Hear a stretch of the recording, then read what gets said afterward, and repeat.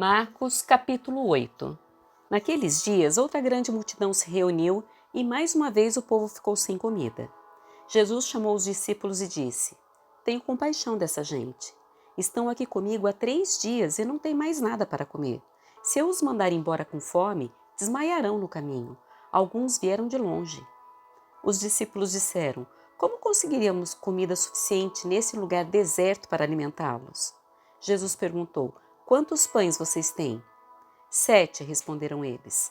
Então Jesus mandou todo o povo sentar-se no chão, tomou os 7 pães, agradeceu a Deus e os partiu em pedaços. Em seguida, entregou-os aos discípulos que os distribuíram à multidão. Eles encontraram ainda alguns peixinhos. Jesus também os abençoou e mandou que os discípulos os distribuíssem. Todos comerão à vontade. Depois, os discípulos recolheram 7 cestos grandes com as sobras. Naquele dia, havia cerca de 4.000 homens na multidão.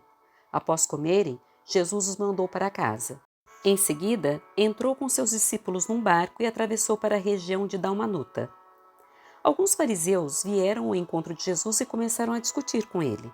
Para pô-lo à prova, exigiram que lhes mostrasse um sinal do céu. Ao ouvir isso, Jesus suspirou profundamente e disse: Por que esse povo insiste em pedir um sinal? Eu lhes digo a verdade, não darei sinal algum aos homens dessa geração. Então, ele os deixou, entrou de volta no barco e atravessou para o outro lado do mar. Os discípulos, porém, se esqueceram de levar comida. Tinham no barco apenas um pão. Enquanto atravessavam o mar, Jesus os advertiu: Fiquem atentos, tenham cuidado com o fermento dos fariseus e de Herodes. Os discípulos começaram a discutir entre si porque não tinham trazido pão. Ao saber do que estavam falando, Jesus disse: Por que discutem sobre a falta de pão? Ainda não sabem ou não entenderam? Seu coração está tão endurecido que não compreendem? Vocês têm olhos, mas não veem? Têm ouvidos, mas não ouvem? Não se lembram de nada? Quando repartiram os 5 pães entre os 5.000, quantos cestos cheios de sobra vocês recolheram? 12, responderam eles. E quando repartiu 7 pães entre os 4.000, quantos cestos grandes, cheios de sobras vocês recolheram? 7, responderam.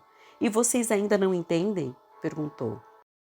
Quando chegaram a Betsaida, algumas pessoas trouxeram um cego a Jesus e lhe pediram que o tocasse.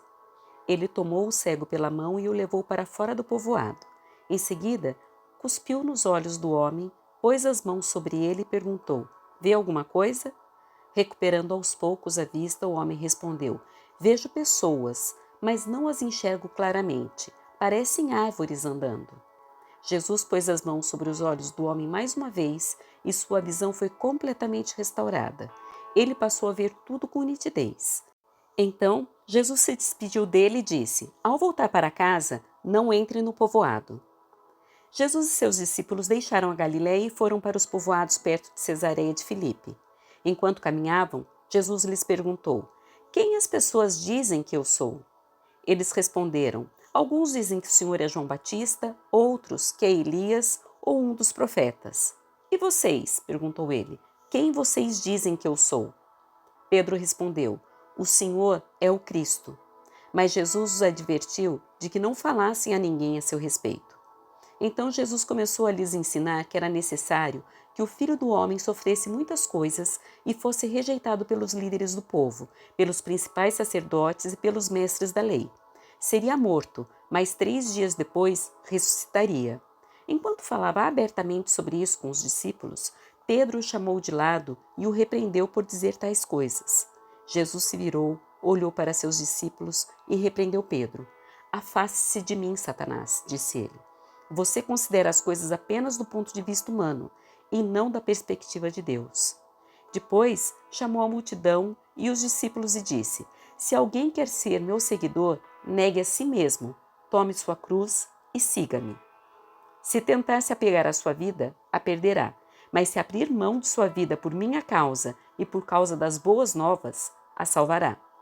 Que vantagens há em ganhar o mundo inteiro, mas perder a vida? E o que daria o homem em troca de sua vida?